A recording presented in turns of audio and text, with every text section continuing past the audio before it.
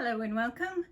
In this exciting episode, I will be making this green jacket step by step. It's National Green Juice Day in America tomorrow. So yeah, I have all these gorgeous green tweeds, and I thought green juice is supposed to be energetic and vibrant, so this is the most cheerful, vibrant one. I mean, they're all pretty gorgeous. I wouldn't have bought them otherwise, but yeah, I ended up going with this one. So without further ado, this is me making this green jacket in Chanel style. First up, you have to decide what pattern you're going to use.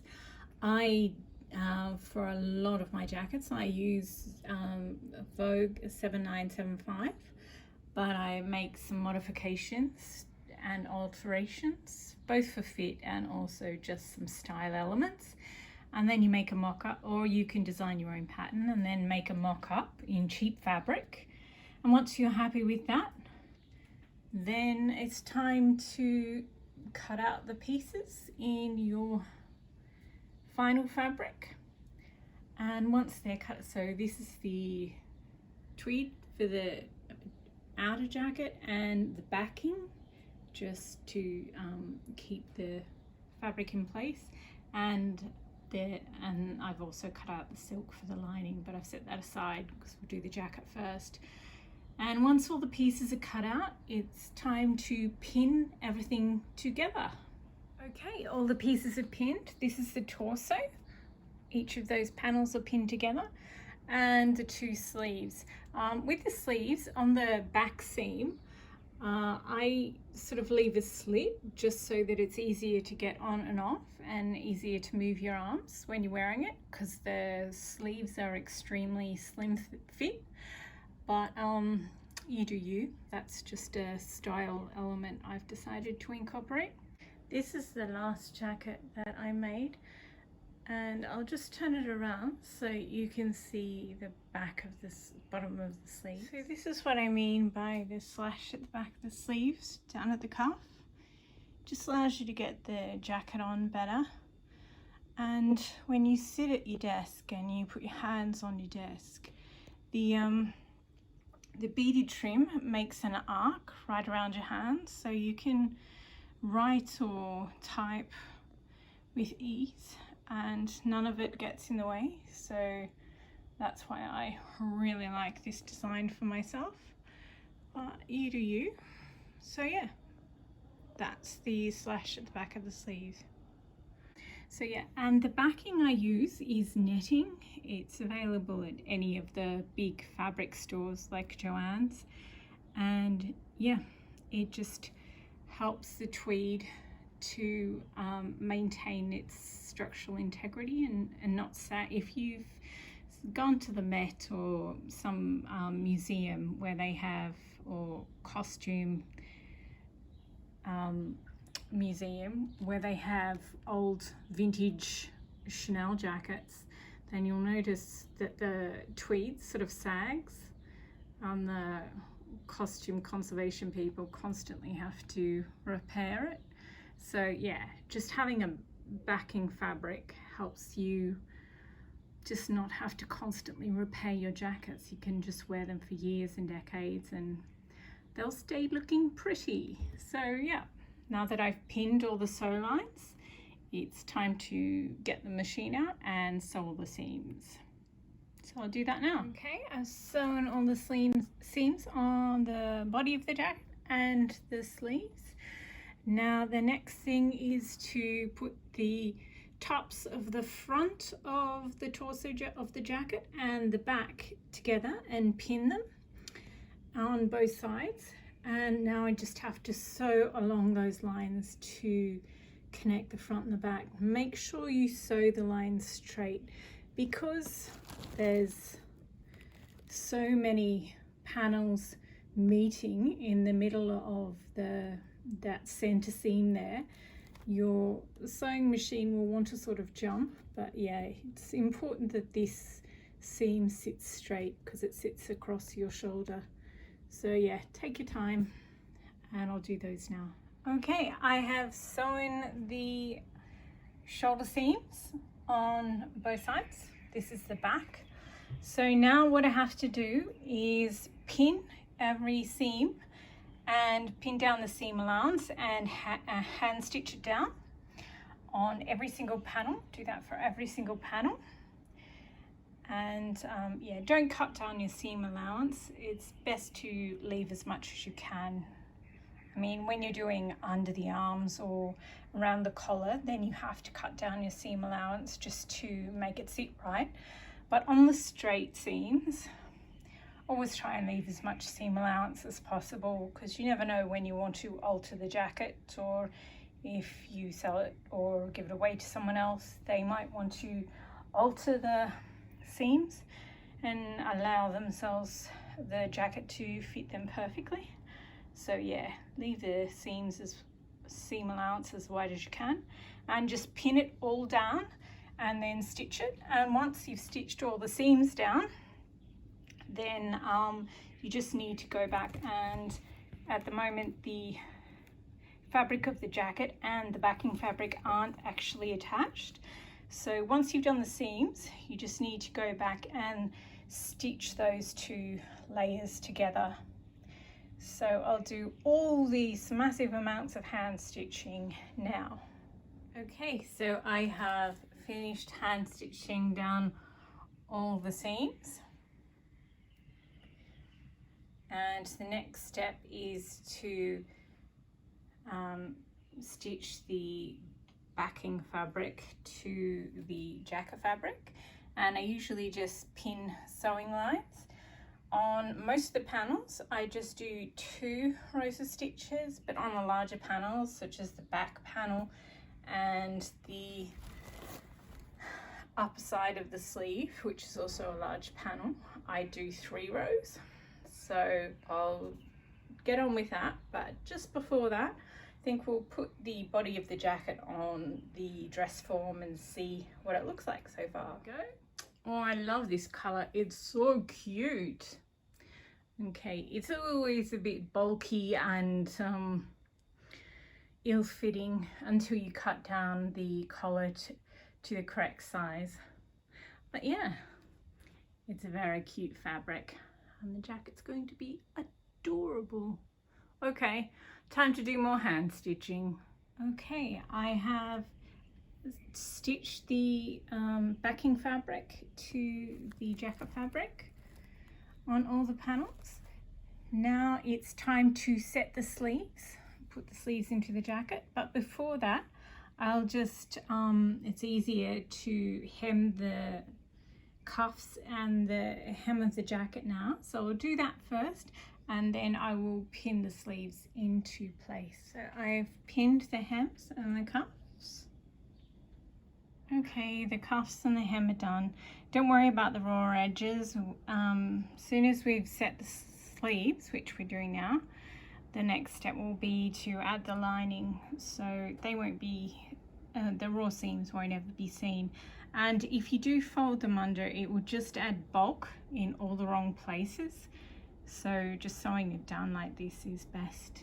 Okay, time to set the sleeves. The sleeves, first you turn the jacket and the sleeve in the correct way and you pinch the top of the torso and the top of the sleeve together, and then you turn the so when your hand's inside and you've got those two, you hold them together, then you flip the whole jacket inside out and while pinching those two bits together, and you pin them together, and then you go around, and I usually do that first top pin and then do the opposite one under the arm, and then I do the bottom half of the sleeve, pin that all around, and because that doesn't have any gathering in it, it's just 2 bits of fabric that have the same,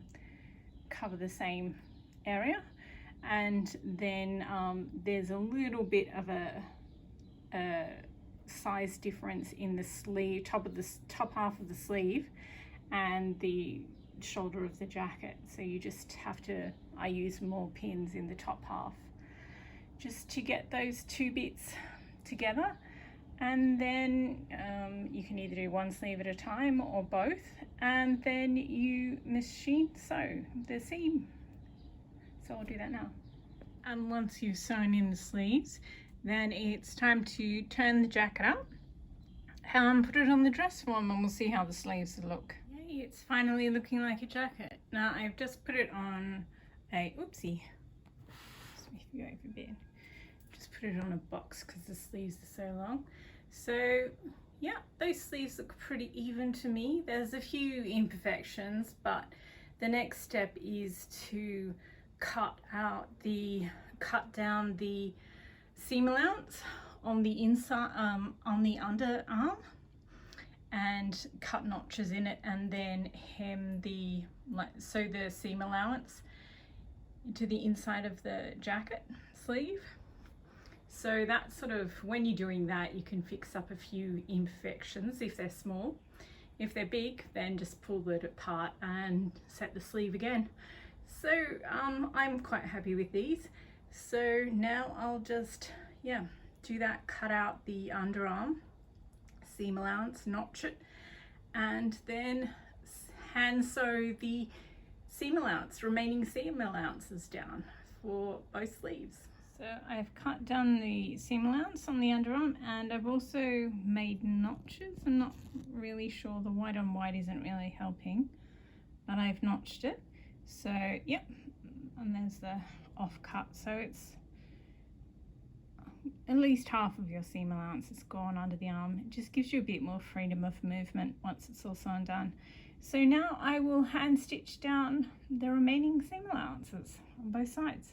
Okay, that's stitched down. Now I'll just put it back on the dress form to see how it looks. Okay, here we are. Yep, that's still looking good. So after I stitched it down, the seam allowance, I just rolled this section here, this seam between my fingers back and forth, just to make it sit correctly. Okay, so now that's done, I'll just go back and turn it out again. And I've just sewn down the white thread on the, well, I've used green thread for this, but you still can't see it. So the first pass was making it look good from the outside, and what I've just done now is gone back over and just made sure everything is sitting down. So I've stitched down everything. It's not going to be seen, but it's good to just stitch it down and keep it in place. So now I'll put this back on the dress form and leave it there, and it's time to do the silk lining, which you can just see in the corner there. Piecing the lining together is much the same as piecing the outer jacket together, except on the inside there is a yoke. So first of all, you have to sew, this is the center back piece, and for this particular style there's pleats in the back, so you just sort of sew those in, and then you attach the yoke, and once the centerpiece is complete, then you attach, sew on all the other pieces with machine, and then I sew down the seam allowance, stitch it by hand, just because it looks better and it feels better, particularly in the sleeves. There's a few early on that I made and I was a bit lazy and just used the machine, and you can really feel it, and I don't know, it kind of annoys me. I find that even though it takes longer to do it by hand, when I have hand finished garments, I wear them so much more often than the ones with visible machine stitching. And if you've seen any of my other videos, you'll know that I'm not buying any new silk until I've used up all the stuff I have. So that's why most of this is the watermelon sort of color, but there's one cantaloupe bit because I ran out of the digital print in watermelon colors. So, and because the jacket is sort of honeydew melon, I was like, oh wow, it's melon salad. So yeah, so that's why that's there. But oh, this silk is so lovely and soft, slippery as all F, and annoying to work with, but it's also got gorgeous colors in it. So yeah, lining done. So now it's time to pin the lining layer to the outer jacket layer, and we'll end up with finally one entire garment. So I'll do that now. Okay, the silk part of the lining is now attached to the rest of the jacket.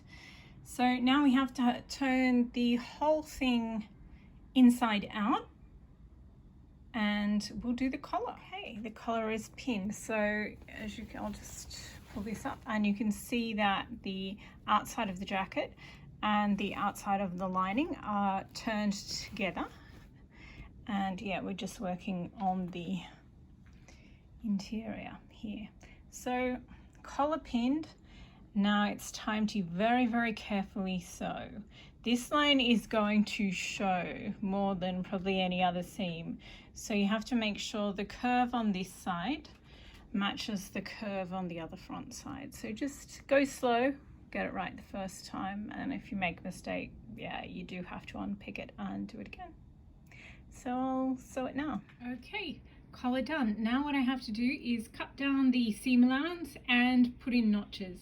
You really have to cut down the seam allowance here, otherwise it won't sit properly when you turn it back out.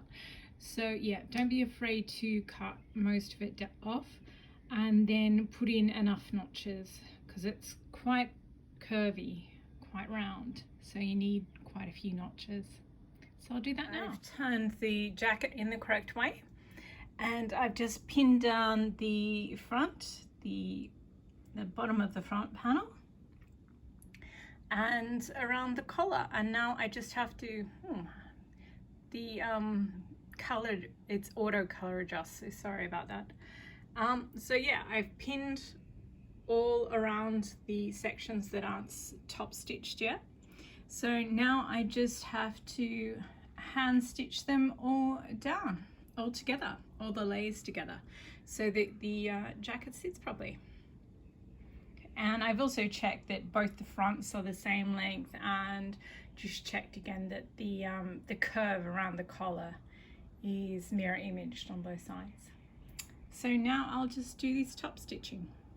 Yay, I finished, woohoo, finally. Okay, there's only a couple of steps left to go. So you have to pull through the arms, the sleeves, into the actual sleeves of the jacket. And then if you're going to do a beaded trim, you pause at this point and do the beaded trim. But if you're not going to do a trim, then you have to add weight to the jacket some other way. So you just sew up turn down your hem and stitch that round, and the same on the cuffs. And then once you've done that, you stitch a length of chain, silver chain, or if you want gold, but silver is the traditional, to the back of the jacket to give it enough weight. Now we'll put it on the dress form and see what it looks like. And there you have it. It's a adorable, bright green, cheerful Chanel jacket.